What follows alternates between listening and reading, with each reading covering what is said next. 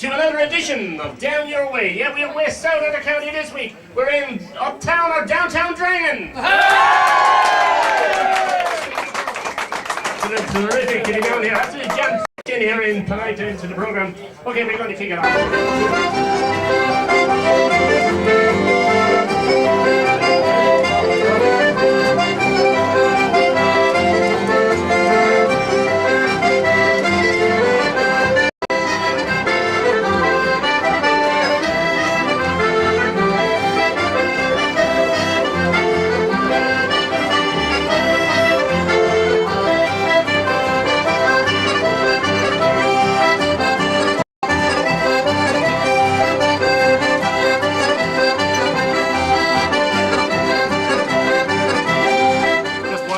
Just one pub that's out of the village now at the moment. So. Right. What happened to the others?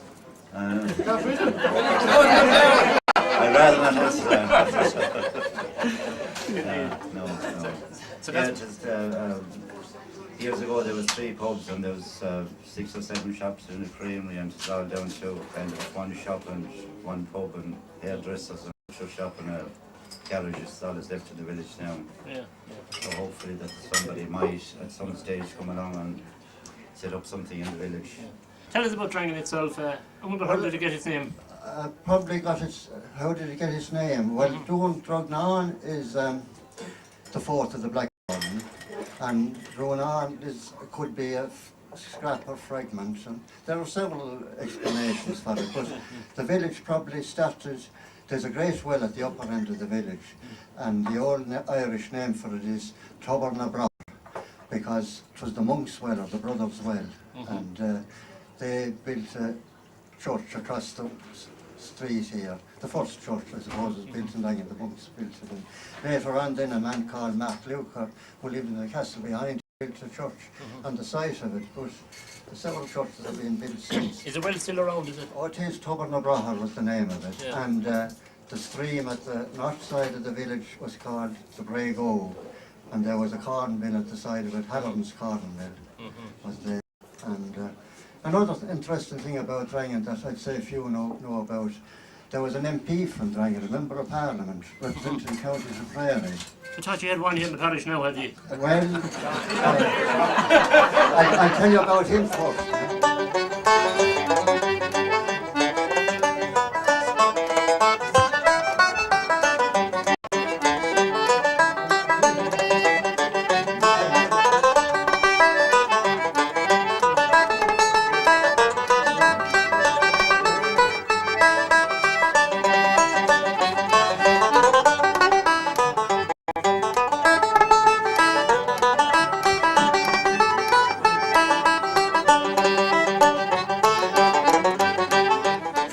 A good party to be involved in. Who's I never had.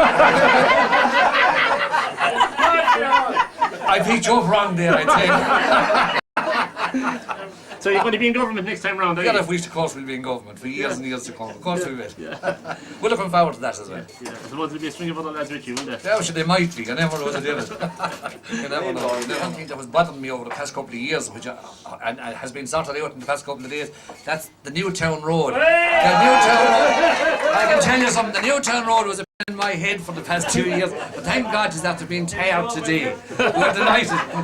Do you know what's coming? That was the reason I don't know what you've been missing, oh, when you're with me, oh, the world will see that you were meant for me.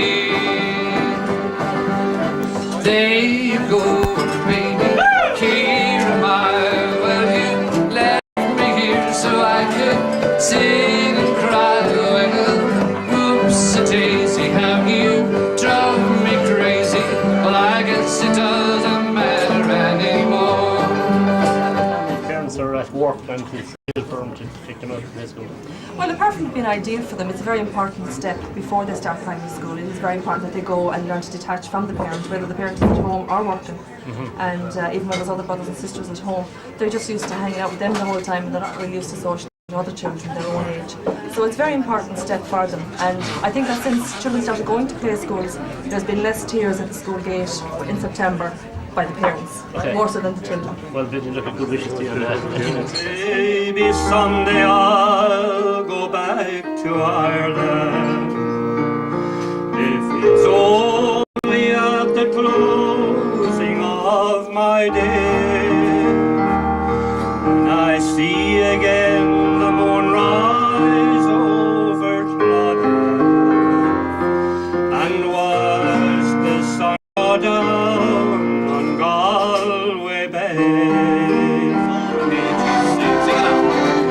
Where the strawberries straight down to Liffey, they kiss away the worries from my brow. I love you well today, I love you more tomorrow. If you ever love me, Molly, love me now. The only job I knew, it was hard but never lonely. The Liffey ferry made a man of me. It's gone without a whisper, forgotten even now. Oh, money, it's a part of you. It goes something like this. As Michael stands on his plinth of Irish stone, with one eye fixed on Newtown and one on Munlahone, and I wonder what he thinks of as people by him walk, or the things that he might mention if he began to talk. He'd first speak of his old home, where he lived and sold the beers, and of all the other publicans that had it in the intervening years. He'd show signs of disappointment as he glances with a frown, for you cannot get a drink there now, the pub it has closed down.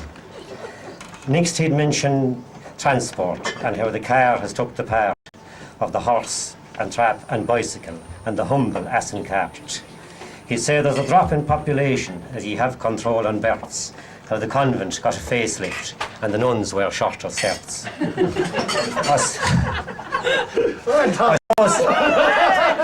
I suppose he'd stay on fashion, and it wouldn't be a lie if he said the hot pants and the miniskirt always caught his eye.